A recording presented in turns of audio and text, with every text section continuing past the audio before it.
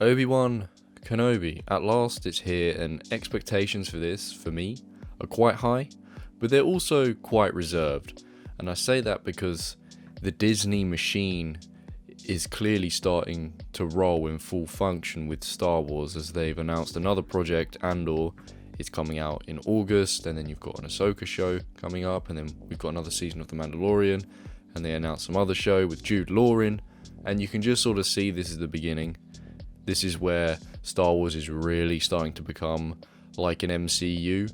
So you have to take that with a, what do they say, pinch of salt, whatever, that maybe this is the point where not all of Star Wars is going to be good. A lot of it's just going to be average. So, I mean, it's kind of been like that with Disney so far anyway. They've been hit and miss, but yeah, this is...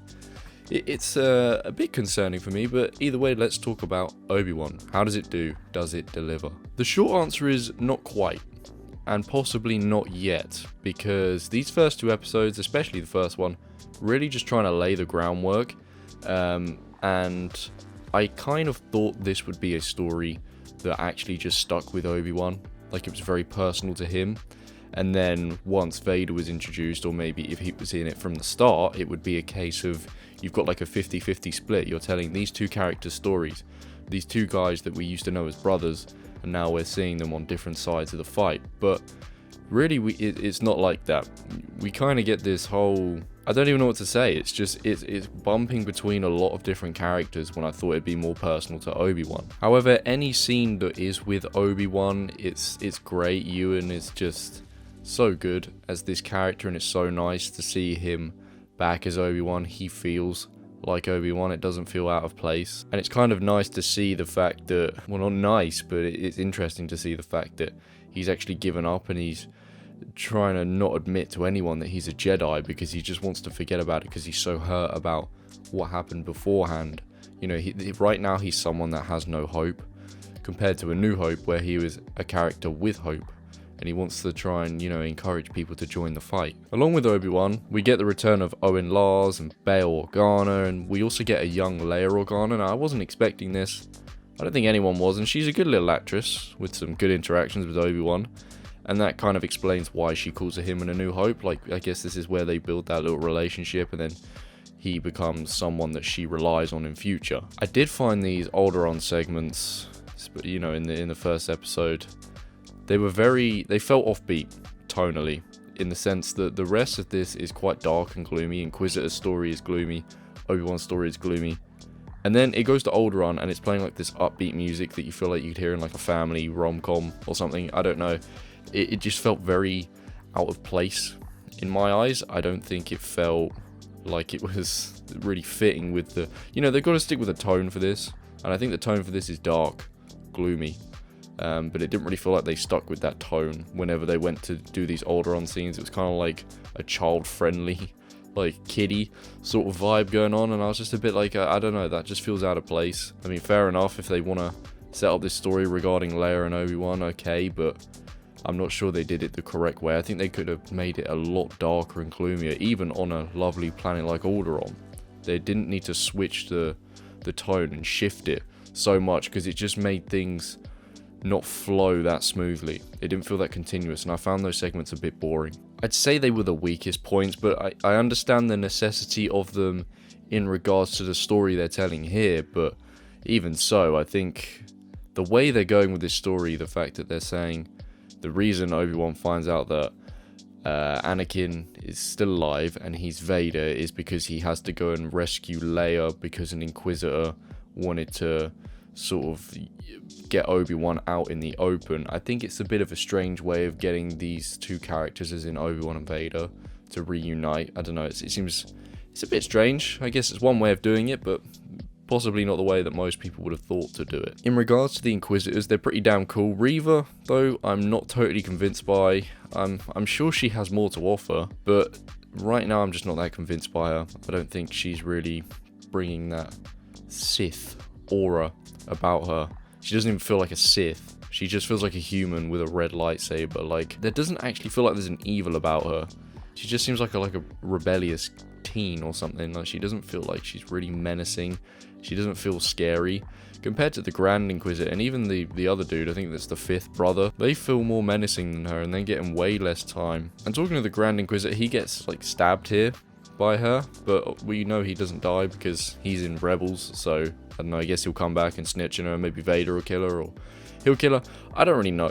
It's a bit of a weird one. You've kind of got an Inquisitor drama going on here as well, and don't get me wrong, I think the inclusion of Inquisitors does make sense for this time era that they've gone for, in the sense that Obi-Wan is a surviving Jedi, therefore Inquisitors would be looking for him.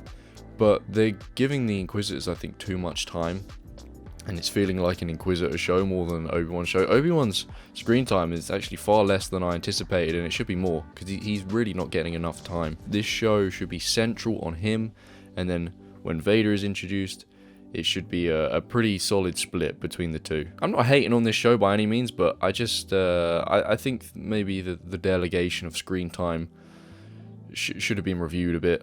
I think more time with Obi-Wan, that's why we're watching for Ewan McGregor and Obi-Wan, not this Alderaan story.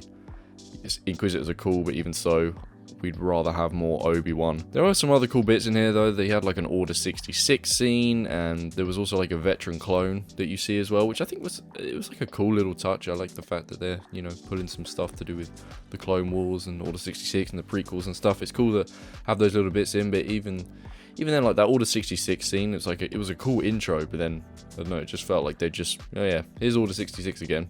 Anyway, Obi-Wan. Like, I didn't really feel like there was much of a point to that scene, but it was a cool scene regardless. Like, I think that Order 66 scene would have been cool if it had been like a little cutback of Obi-Wan fighting in the temple again, killing some clone troopers. I don't know, just like have him in Order 66 again, show a bit more of that. I don't know, but yeah, cool scene. I thought the second episode was stronger, and I can only see it improving because these first two have felt a bit like setup, but now Obi-Wan understands that Anakin has survived. Although it is strange that this Reva Inquisitor knows that Vader is Anakin Skywalker. I mean, they mentioned in one of the episodes that Inquisitors were usually fallen Jedi, so maybe she knew him from the Jedi days, but even so, how would she know that he's Vader? And Vader would not want anyone to know that he is Anakin Skywalker. He would kill anyone for knowing that information, so I can't really understand how she knows, and how it's...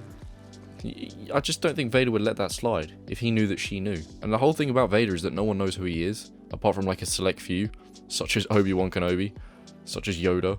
Like, they know who Vader is, truly. The Emperor knows who Vader truly is. Anyone else is just like, I don't know who this guy is, I don't know what's underneath all that black armor, but I don't want to piss him off. But then you've just got this Inquisitor, you know, shouting his name. Oh yeah, he's Anakin. It's like, where's the fear?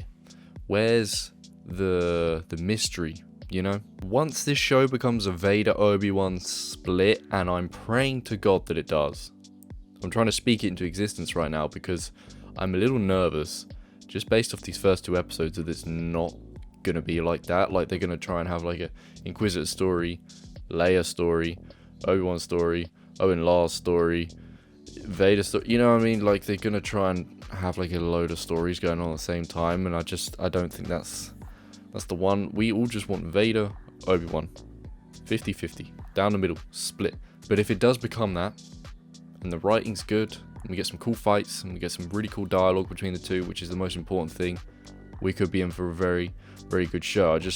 You know, the groundwork is laid, I feel like, so hopefully they can just go on from here and not waste too much time, because I feel like they have wasted a little bit of time here. I think they could have used this time more wisely. It's like they're just kind of trying to spread the story out. The story from both their perspectives, as well as a more settled tone, you know, just keeping it one sort of consistent tone of glum and kind of tragic. It should really take the show to the heights that I'm hoping for, that we're all hoping for. But we'll see. I had to score the first two episodes. You know, I think the first one was like a 6, and then the second one was more like an 8. So I'd say 7 overall for episodes 1 and 2. I think it's all right. It's all right. It has some good moments, had some not so good moments, but I'm hoping it can push on from here. I think it can. I think it can get better, but it's just whether it's really gonna hit that top level. You know what I mean? Like Mandalorian season 2 heights, like just high quality content that we're all gonna love. We'll have to see. Either way, if you've seen it, let me know what you think about it. I've been Joe Squared. Thank you for watching. I'll see you in the next video. Bye bye.